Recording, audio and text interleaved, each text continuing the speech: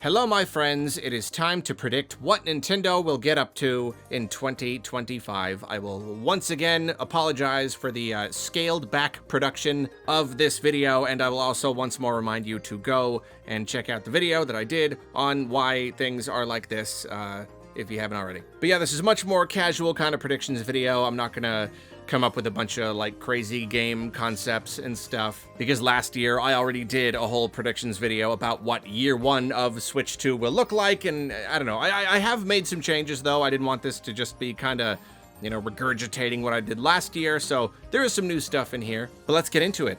The Nintendo Switch 2 will be called the Nintendo Switch 2.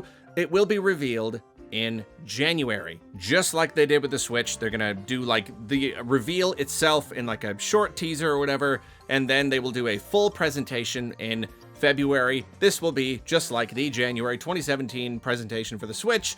Full reveal, all features, release date, price, a bunch of games and everything. The system is going to launch in June. I've been saying May, and there's still part of me that wants to hold on to May for some reason, but they do tend to launch things kind of like at the end of quarters. They just, I don't know. It seems to happen a lot, so let's say it's going to launch in June. The system will cost $400 in the US, and unfortunately will only come with just one SKU at that exact price. But it is going to launch with some sort of pack-in software. Probably not like a full game, but there's going to be some kind of software that shows off like new features or whatever, new social features, and that pack-in software is going to come with every single Switch 2. And speaking of social features and new features, I'm gonna really lean on that mysterious C button here. I think that C button might kind of be at the heart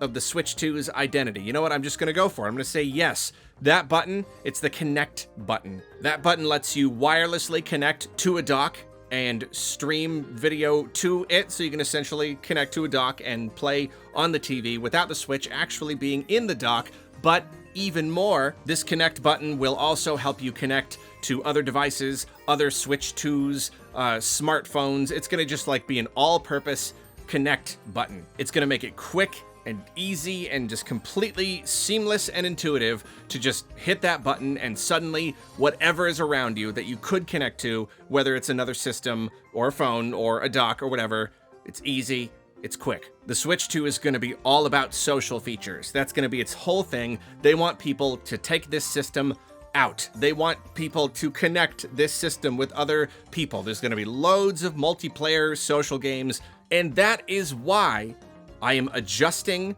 my prediction in regards to launch title. I've been talking up a 3D Mario at launch for a long time, but you know what? I'm going to change it. It's Animal Crossing.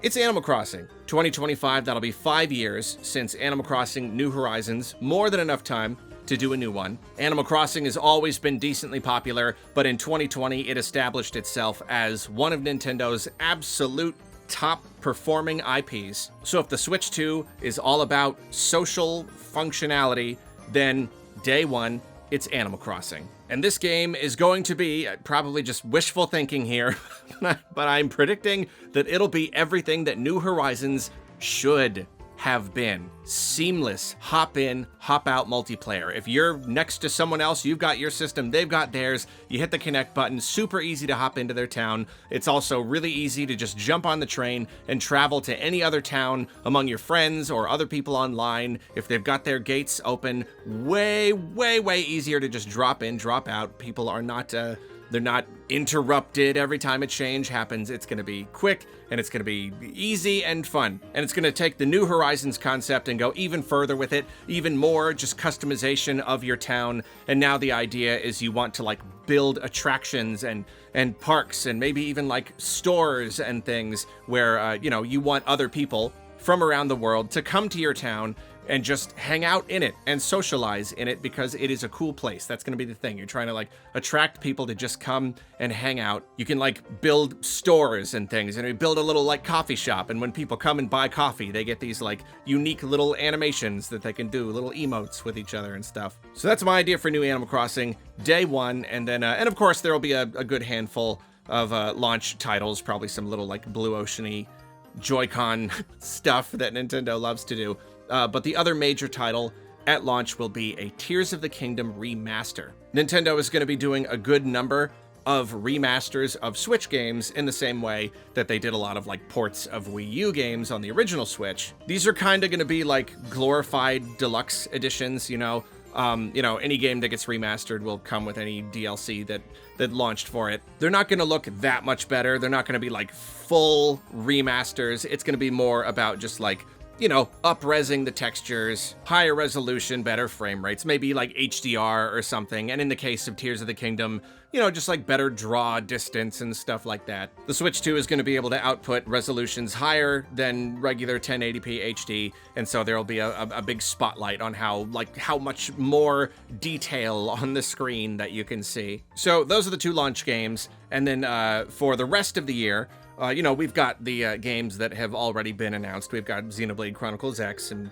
DKC Returns, and you know, those will release, and it'll be great. Metroid Prime 4 will unfortunately not be a cross-gen title. It'll just be for the regular old Switch, but Pokemon Legends ZA will be cross-gen. That will launch near the end of the year, maybe October or something, and it'll give Switch players a new Pokemon game to play, and then it'll give Switch 2 players a big, exciting new Pokemon game to play on their fancy new hardware. New Pokemon, year one for a new system, yes. Then as for Switch 2 exclusive games, we've got one very, very safe pick. I'm going for a Mario sports game, and I'm also going for the safest pick among Mario sports games. It's the one Mario sports game they didn't do on the Switch, and it's baseball. So we're gonna get a Mario baseball game at some point. We are also going to get a Nintendogs. I am carrying over that prediction from last year. Even if it's not a launch title, we're gonna get a Nintendo. It's just time. It's time for a new Nintendogs, especially with all the social features and all that stuff. It's perfect. Hit that C button, share your puppies. Puppy Playdate. You hit the C button, now your puppies are playing with each other. It's perfect. And then if we're not getting a 3D Mario game at launch, when are we getting it? We're getting it at the end of the year. 3D Mario is going to be the big holiday title. And then peppered throughout the rest of the year, just to fill in a couple gaps, just to make sure we've got something to play like every single month, we've got 2 more remasters. Splatoon 3, and Smash Ultimate. These are 2 titles that are very, very good.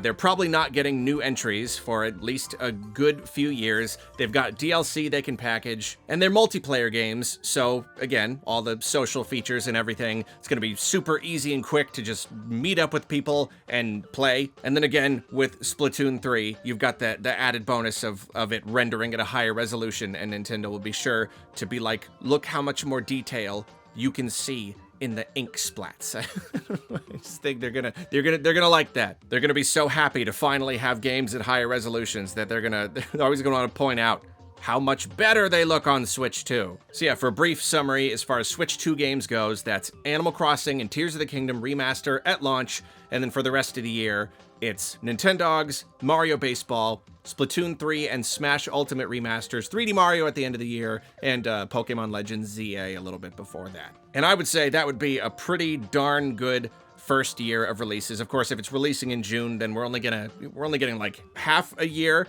but that's still, again, something notable to play every month. A little something for everyone. Between Animal Crossing, 3D Mario, and a new Pokemon, that's some heavy hitters, so that's good. And then I do think that Nintendo is going to go into this generation holding their cards a little closer to the chest. I think they're going to try to like break the habit of announcing games too early, but they are going to tease 2 2026 games. We're going to get a reveal for Luigi's Mansion 4. I don't know if it's necessarily going to show gameplay, but it is going to be in-engine footage, and it's going to show off something. I mean, Luigi's Mansion has always looked amazing. It's always been just a total graphical showcase for whatever system that it's on. So they're going to show off some really super incredible, pretty looking thing to get us just even more excited about the idea of playing these Nintendo series with these crazy new Switch 2 graphics. And then the second game they're going to announce is the next Kirby game, and it will be another 3D Kirby game. This is only going to be a tease. It's probably going to be like maybe even like a CG cinematic trailer, but It is going to show off some sort of very grand spectacle, some sort of grand locale, similarly to how Forgotten Land had the big cityscape. It's going to be like that, but even more. It's just going to tease some very huge, very pretty looking concept. And you could call that wishful thinking. You know, I tend to predict a lot of things that I would like to see, but Forgotten Land sold really, really well. They're definitely working on another 3D Kirby, and I think that that would be a real great pick for the first couple of years of the Switch 2's life. Is it a little early to be predicting another big new 3D Kirby game, especially if it's going to be on new hardware? I don't know. I don't care. Predicting Luigi's Mansion 4 and 3D Kirby reveals in 2025 for 2026. And, you know, as a side note, I have to say, predicting Nintendo at this point has been very difficult because, like, we've already gotten, like, almost every single series represented on Switch, and so many of them just in the last few years. It's getting genuinely hard to imagine what Nintendo even could do that wouldn't feel like too soon, you know? But I think all of that is at least possible, and that's it. That's what they're gonna do in 2025. And so now that we've covered all of that, it's time to look at my predictions from last year for this year and see if I got anything right. Well, just for starters, last year I predicted that the Switch 2 would launch this year, and that didn't happen, unfortunately. Did not happen. So that means no Super Mario Future. That means no Nintendogs. No Splatooniverse Jam. I really like that idea. I think that was a fun one to come up with. I did, however, predict a new Pokemon Legends game. It didn't end up coming out this year, but you know, it got revealed. Really not worth much, because I mean, they were kind of like due for one anyway. It seemed kind of obvious, but whatever. Yeah, I predicted Pokemon Legends Kyurem, and we got ZA instead. We did also end up getting a Metroid Prime 4 reveal, slated for 25. I predicted that. I think I probably predicted it was going to be on Switch 2 or cross-gen or something like that, and it's not looking like that's gonna happen. But yeah, it did get revealed. and you know, slated for 25. That's a thing. That's basically right. This could have just been yet another year where it didn't get revealed, so there you go. I got something. I also predicted a Super Metroid remake, which did not happen.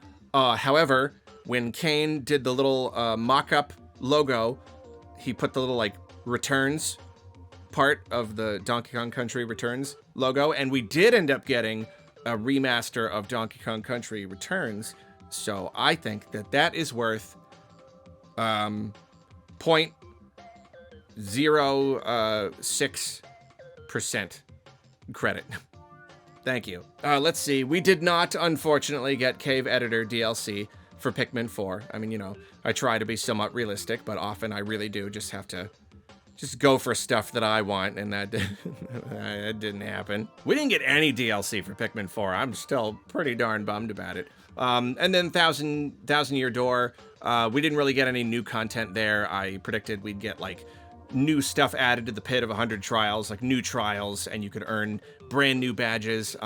Yeah, that didn't really happen. We got, like, there's, like, some kind of slightly new thing I've heard, sort of related to that, but not exactly what I predicted. Similarly, we did not get badge-related DLC for Super Mario Bros. Wonder. I predicted that we would get just, like, new badge challenges and new badges.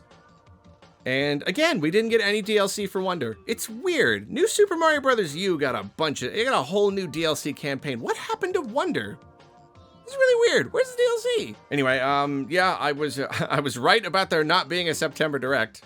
So, okay, fine. And then I was also right that Nintendo would not show anything at the Game Awards. Wasn't much of a stretch, but you take points where you can get them. And that's essentially all the stuff that I predicted for 2024. Yeah, didn't really get too much right. But hey, again, Switch 2 was initially thought to launch in 2024, and it seems that it probably got delayed, so who knows? Who knows how much of this is about to come true? It could just be it was delayed by a year. The new Nintendogs, Super Mario Future, Splatoon spinoff.